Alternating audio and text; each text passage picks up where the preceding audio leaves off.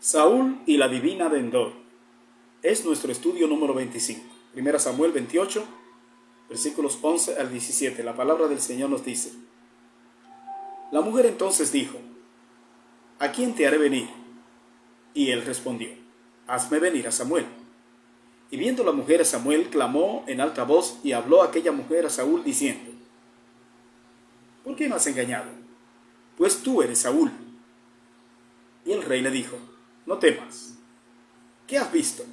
Y la mujer respondió a Saúl: He visto dioses que suben de la tierra. Él le dijo: ¿Cuál es su forma? Y ella respondió: Un hombre anciano viene cubierto de un manto. Saúl entonces entendió que era Samuel, y humillando el rostro a tierra, hizo gran reverencia. Y Samuel dijo a Saúl: ¿Por qué me has inquietado haciéndome venir? Y Saúl respondió: Estoy muy angustiado, pues los filisteos pelean contra mí, y Dios se ha apartado de mí y no me responde más, ni por medio de profetas, ni por sueños. Por esto te he llamado, para que me declares lo que tengo que hacer. Entonces Samuel dijo: ¿Y para qué me preguntas a mí si Jehová se ha apartado de ti y es tu enemigo?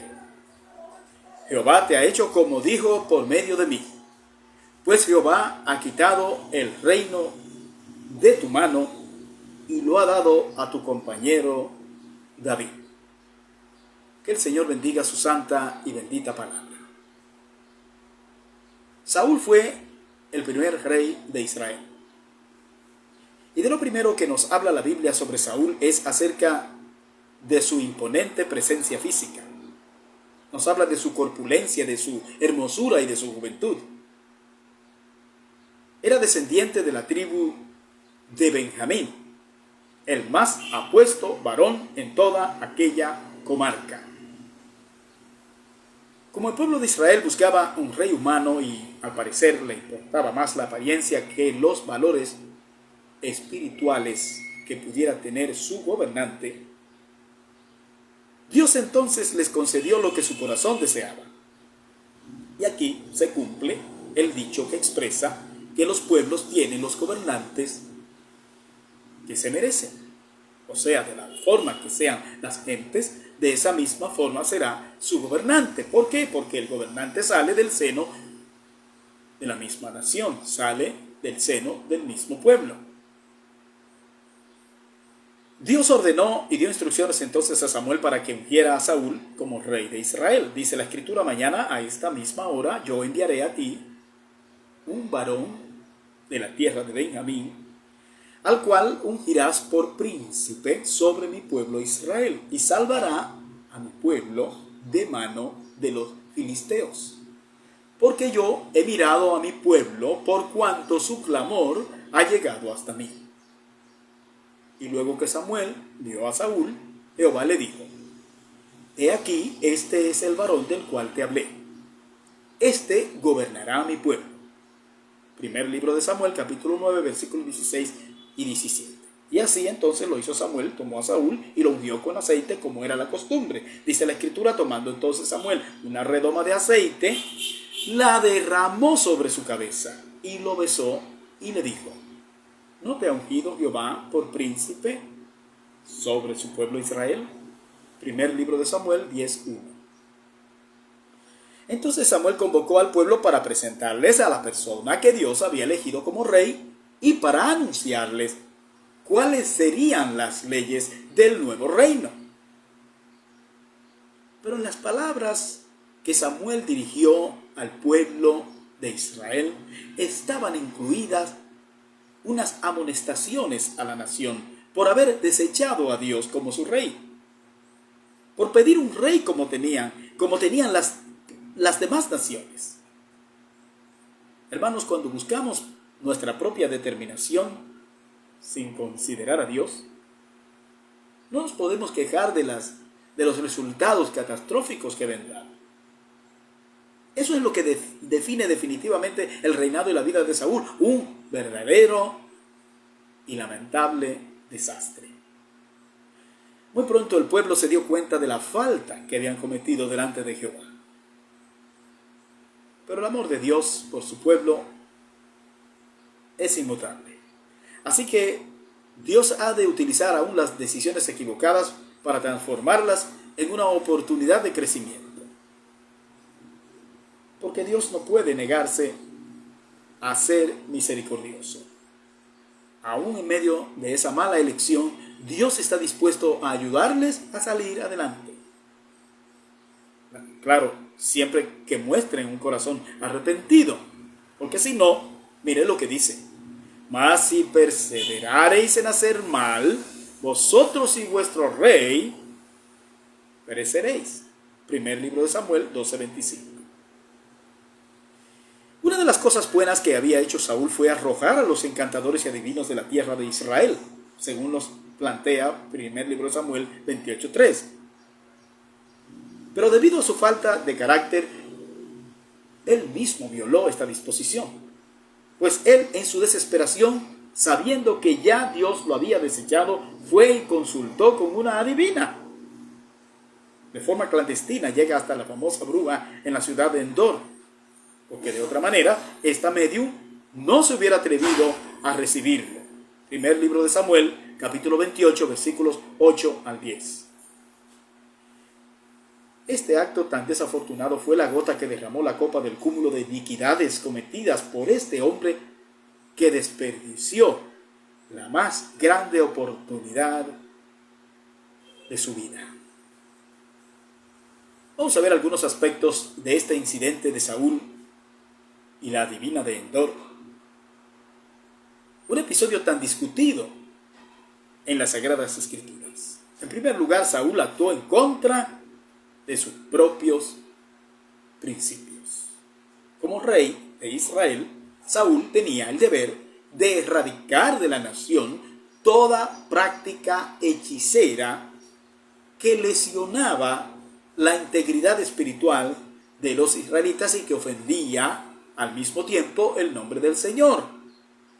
Todo gobernante de Israel, ya fuera un juez como los pasados, o en este caso ya un rey, tenía el deber de hacer cumplir los mandatos del Señor que Moisés había dado a la nación y que Samuel se había encargado de transmitir como parte de su deber en la recién inaugurada monarquía. Estas eran las instrucciones dadas por Moisés, que Saúl conocía muy bien, pues él mismo las había hecho cumplir durante la vida de Samuel. Dice la Escritura: no os volváis a los encantadores ni a los adivinos, no los consultéis, contaminándoos con ellos. Yo Jehová vuestro Dios. Y eso está en Levítico 19:31. Recuerden que Moisés había reunido a la nación antes de morir para recordarles estas cosas que eran vitales para conquistar la tierra prometida. ¿De qué manera ellos, como pueblo santo de Dios, debían mantenerse libres de toda influencia pecaminosa que encontrarían en los pueblos cananeos, cuyas costumbres eran totalmente opuestas a las que Dios esperaba de cada uno de ellos? Dice la Escritura: cuando entres a la tierra que Jehová tu Dios te da, no aprenderás a hacer según las abominaciones de aquellas naciones. No sea hallado en ti quien haga pasar a su hijo o a su hija por el fuego, ni quien practique adivinación, ni agorero, ni sortílego, ni hechicero, ni encantador, ni adivino, ni mago, ni quien consulte a los muertos, porque es abominación para con Jehová cualquiera que hace estas cosas. Y por estas abominaciones Jehová tu Dios echa estas naciones de delante de ti. Deuteronomio 18, versículos 9 al 12. Y Saúl sabía estas cosas. Había sido instruido como todo israelita en ellas y como rey tenía el deber de hacerlas cumplir. Pues él mismo había sido riguroso con eso. Pero estaba tan atormentado por el deseo de acabar con la vida de David que violó todos los principios. Saúl veía que el cielo estaba cerrado para él. Dice la Escritura: ya Samuel había muerto. Y todo Israel lo había lamentado y le habían sepultado en Ramá, su ciudad. Y Saúl había arrojado de la tierra a los encantadores y adivinos. Primer libro de Samuel 28:3. Fíjese que estas palabras nos introducen en el marco de un ambiente en el que Saúl entiende que el fin justifica los medios. Como estaba consciente de que ya Dios lo había desechado y que de ninguna manera Dios haría tratos con él, entonces fue a hacer tratos con el diablo. Se convirtió de esta manera en un apóstata. Dice la Escritura, entonces Saúl dijo a sus criados: buscadme una mujer que tenga espíritu de adivinación, para que yo vaya a ella y por medio de ella pregunte. Y sus criados le respondieron: he aquí hay una mujer en Endor que tiene espíritu de adivinación. Primer libro de Samuel 28:7. Saúl reveló con sus acciones realmente de qué lado era que él estaba. Su carácter era el de un hombre totalmente carnal, natural. En él no se encontraron rasgos algunos que lo pudieran catalogar como un hombre espiritual. Estaba ahora en terreno del mismo diablo. Y se da cuenta de una forma nada convencional que Dios definitivamente lo ha rechazado. Por eso cuando termina la sesión, con el espiritista cae desplomado. Y la única ayuda que recibe viene de las oscuras sombras del mismo infierno, del que ya es una víctima miserable. Primer libro de Samuel 28, versículos 20 al 25. Y nos acordamos ahora del estribillo de lamento de David que pronunciará cuando a este gigante de Israel le llegue la muerte. Y que traemos aquí para decirla en esta escena tan desdichada. ¿Cómo han caído los valientes? Segundo libro de Samuel, capítulo 1, versículo 25.